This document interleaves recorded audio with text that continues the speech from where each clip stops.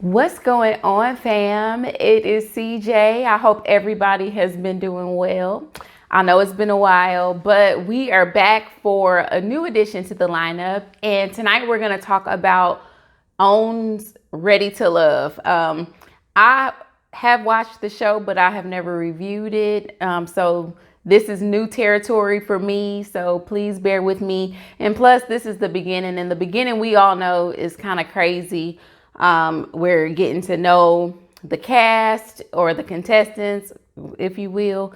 So it's just kind of crazy, but bear with me and we will get into this review. And hopefully as the episodes progress and we get to know them a little better, things will flow a little smoother, if that makes sense. But anyway, don't forget to like this video, also subscribe to my channel and share the video, share the love, tell a friend to tell a friend as always. But anyway, let's go ahead and get into it. Now, we know they're starting out with 20 singles and they are in Houston, Texas. And all these people are here in hopes to find true love. Now, I'm going to name as many of them as I can and their age and their occupations or whatever the screen showed or whatever I was able to see, because I was kind of doing something else during this, but we're going to get through it and we're going to get through it. Now, we saw Stacy, and Stacy was originally, I think she was originally from like Mississippi, but she lived, I think, in Houston now. She was 39. We met her last week in the Meet the Contestants episode. She's an insurance agency owner, and she was in a relationship, I think, with an NBA player for like 17 years. And she has like some kids and all that. And then we have Dave. Dave is 44, and he was like the real estate agent slash wedding officiator. He officiates weddings. He was a very spiritual guy. And then there was Dietrich. He was the grandpa. I think he's a chef, I want to say. But I know he has children and grandchildren. And then he has the nerve to say he wants a son. And he was very specific about wanting a son. So whoever he gets with is definitely going to want to have children. I didn't write his age down. I think he was like 50. I don't know. Don't quote me on that. And then we have Vernicia.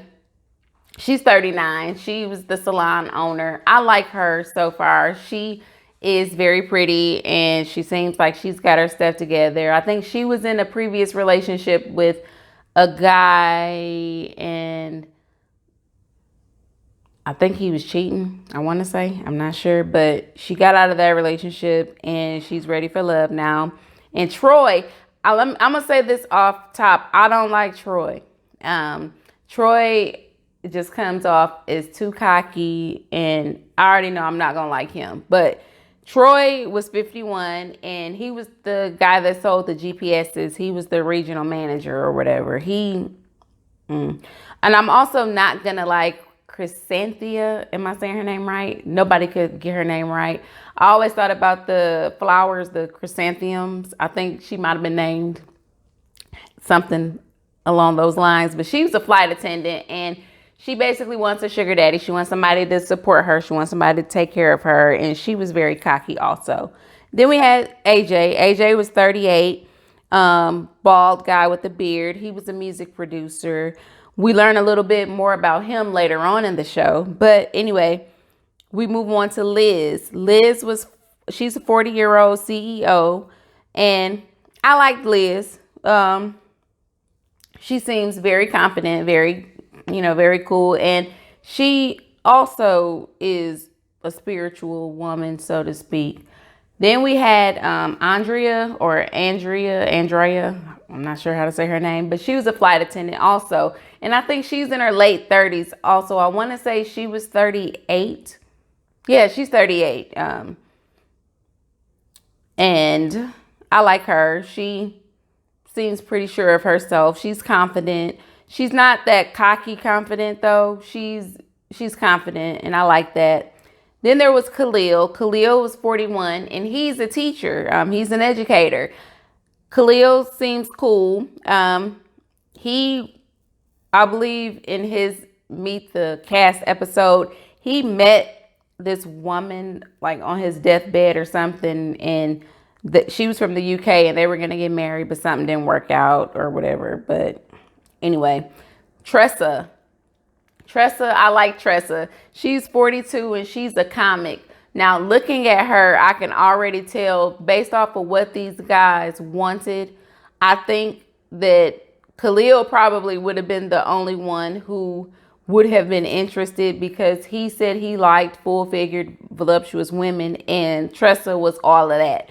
Tressa was cool. I liked her. She was funny. She was genuinely funny. Unlike Ida, the other woman who tried to be funny, and I didn't really like Ida. Ida was a 37-year-old development manager, but we didn't like her too much. Anyway, then we had Kyra. Kyra was 34 and she's an attorney. I like Kyra. Kyra seems very cool. She knows what she wants, and she has her own, and she doesn't seem like she needs a man, but she's at that stage in her life where she wants a companion and she wants like a life partner, I suppose. So we then go to Jason. Jason is another educator. He's 36, and we learn something about Jason later on in the episode as well. Now, Tommy comes out and he points out to us that there are 10 men and 19 women if they were kind of counting around the room. And that's because he said that somebody went home, a guy went home for some questionable reasons. I don't know what that meant, and I wish they would delve into it, because I kind of want to know who went home and why they went home. But nonetheless, they ended up bringing back Chris. And we remember Chris from last season. Chris kind of got the short end of the stick because he wasn't willing to pay the entire mortgage. He wanted to go half on the mortgage, and I forgot the girl's name, but she wasn't having that. And so she kind of dumped him, so to speak, and they sent Chris home. But he's here now, and the guys are kind of intimidated. And Ronald in particular, who is a 40-year-old sales director, he's not feeling the fact that Chris is there, because he feels like Chris is somewhat of a celebrity, so to speak, because Chris was on the last season. So he already knows that the women kind of know what Chris is about, and he thinks that he has a leg up on them. So he was kind of hating on Chris. And then we saw Alexis. Alexis was a 35-year-old news producer, little short, petite little woman. She's a mother. I think she has a son. And we learned that Jason, the teacher, was actually her son's coach, and she was feeling him back then, and she let him know that, and he was kind of shocked and surprised about that, and he was, kind of flattered. But anyway, they talked for a second, and then, like I said, we met Ida. Ida was the 37-year-old development manager, and she jokes a lot. And sometimes she's funny and sometimes she's not. And then there was Amber. And we see Amber is a 31-year-old criminal attorney. Amber, I didn't like Amber's voice. But I can't really talk about anybody's voice because people don't like my voice either. But that's okay. Amber seems kind of hard.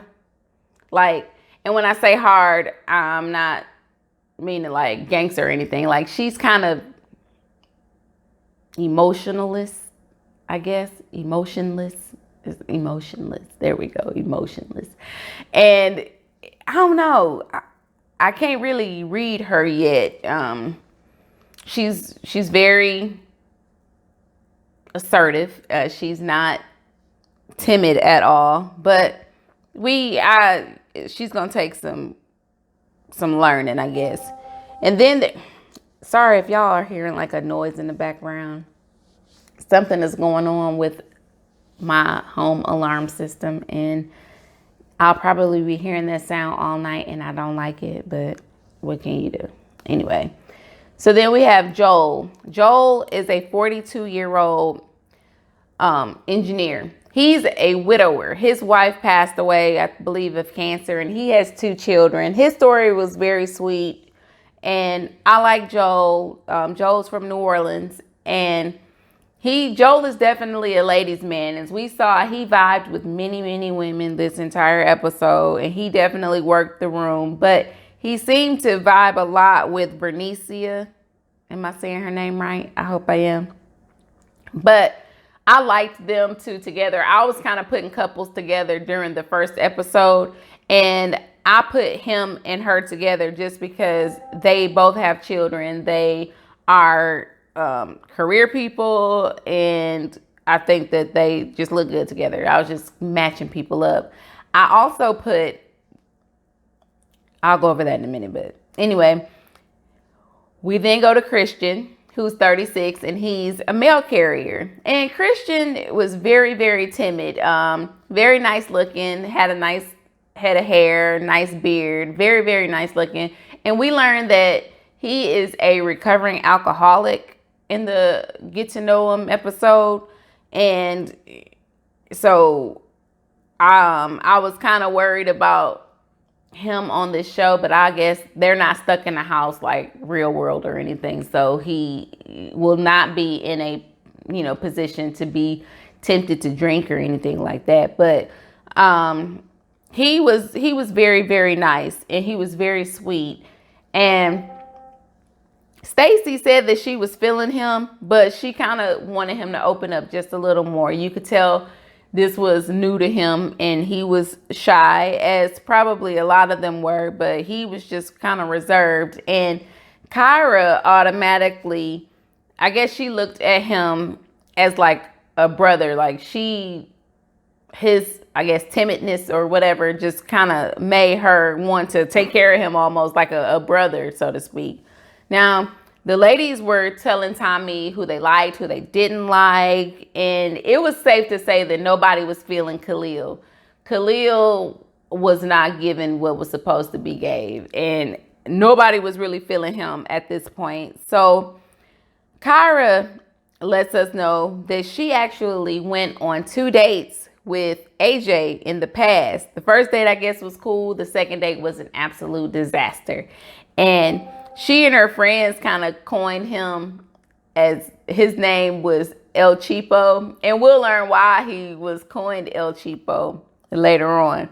Now, Khalil, as I said, he was the first to be eliminated. They were like, all right, Khalil, you got to go. Nobody was really feeling him. He just wasn't really vibing with any of the ladies. What was her name? Amber tried to talk to him. She tried to get to know him. And he just kept giving the same answer about a mean girl. She was asking him what were his flaws. She was kind of wanting to know, things about, he just kept, his answer to everything was mean girls, mean girls. And so she was just kind of like, okay, no. So he's gone. And then they learned that, there will soon be another elimination. So everybody's kind of like, oh, well, if a guy went home, that must mean that a female is going to go home next. So anyway, they get to mingling again because they want to get to know everybody, and everybody's trying to stay. They don't want to be voted off. So they're there to just kind of, work the room a little more. So Ida is talking, and she is just serving up all kinds of red flags to people, just talking.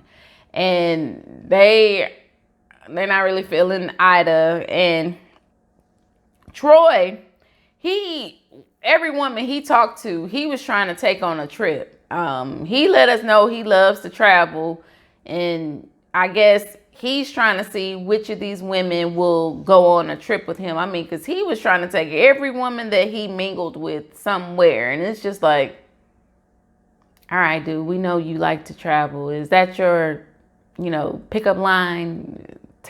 Let's go on a trip. Let's go somewhere. I mean, he's lame to me, y'all. I'm sorry. I don't like him. And Kyra, she was still in her feelings and wanted to talk to AJ about this disaster date that they went on.